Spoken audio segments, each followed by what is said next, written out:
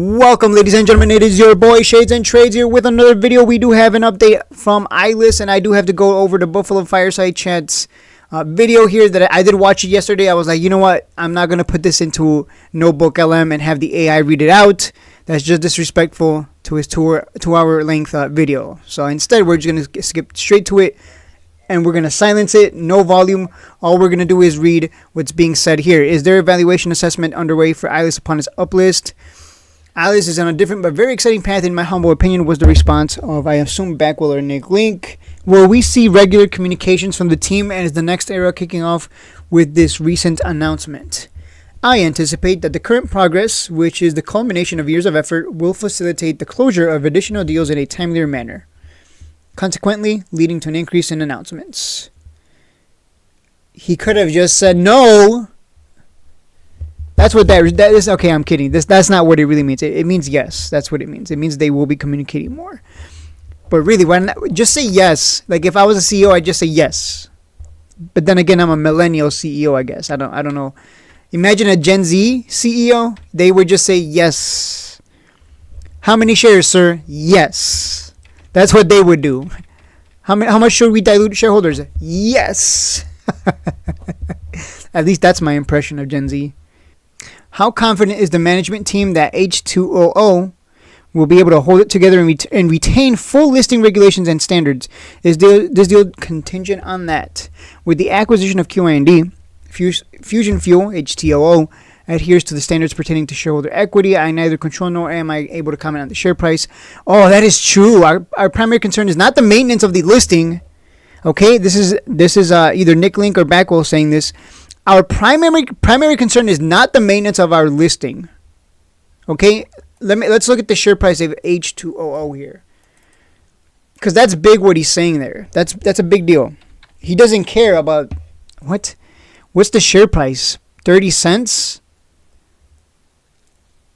This is 30 cents. It's on the NASDAQ. Okay.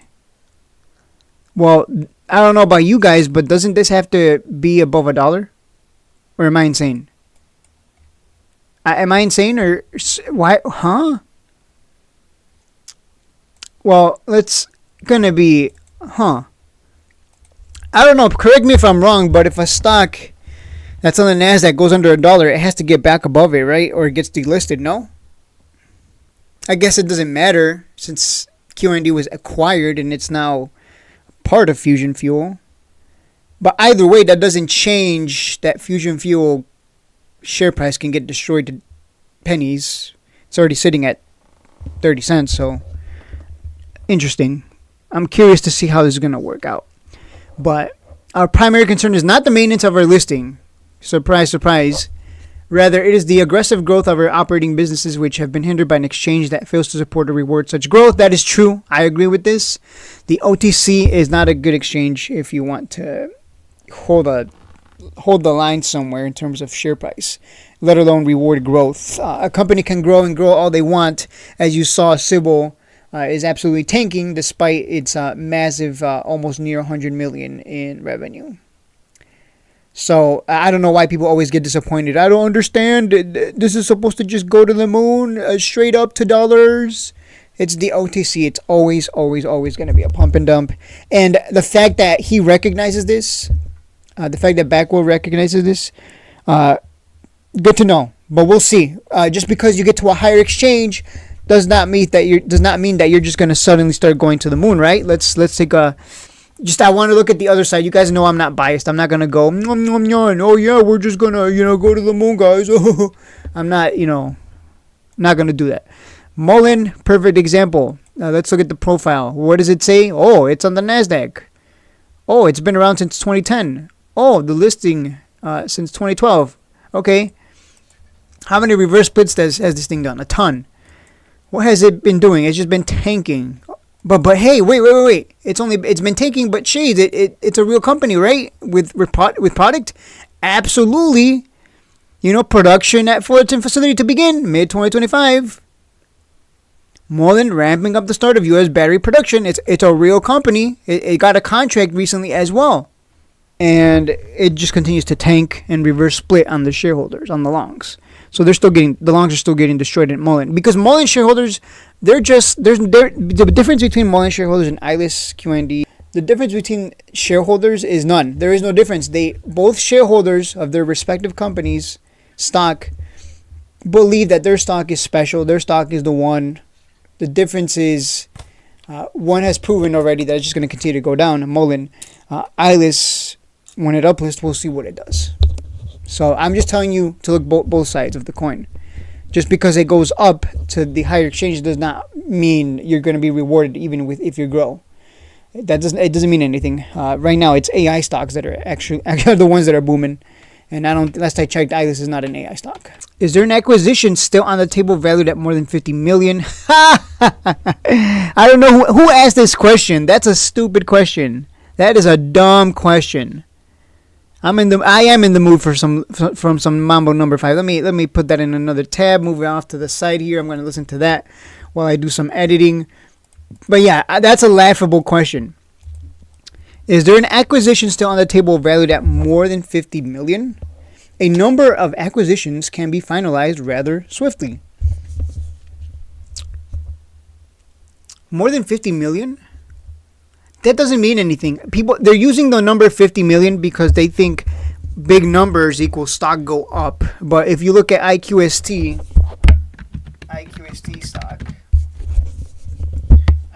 stock revenues.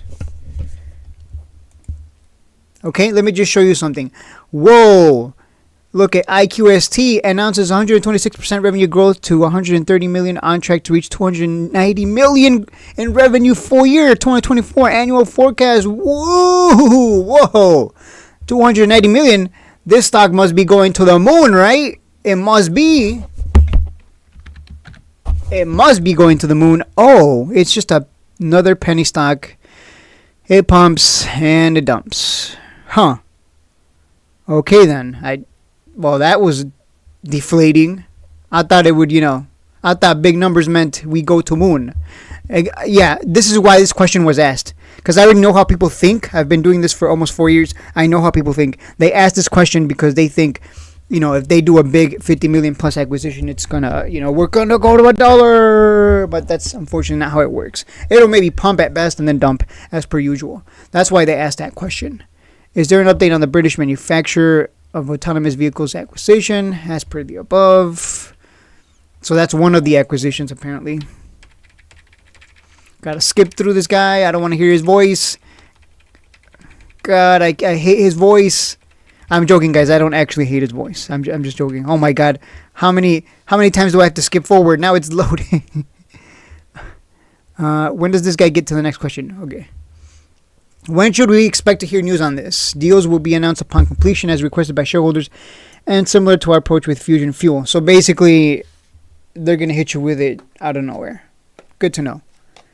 Good to know. I hope I just balance out so I can buy in and take advantage of the pumps.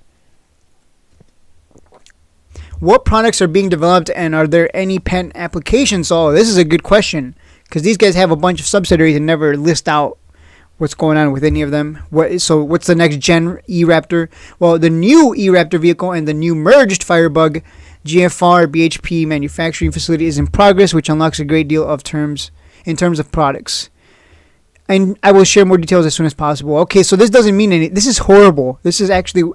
So they have a new E-Raptor vehicle, but then he follows it up with, we have a new manufacturing facility in progress, which should unlock a great deal in terms of products. This doesn't mean anything. What the hell? That would be like me saying, hey guys, I have a new, what would I call it? I have a new YouTube facility in progress, which should unlock a great deal in terms of services. I will share details soon. Like what? That doesn't mean anything.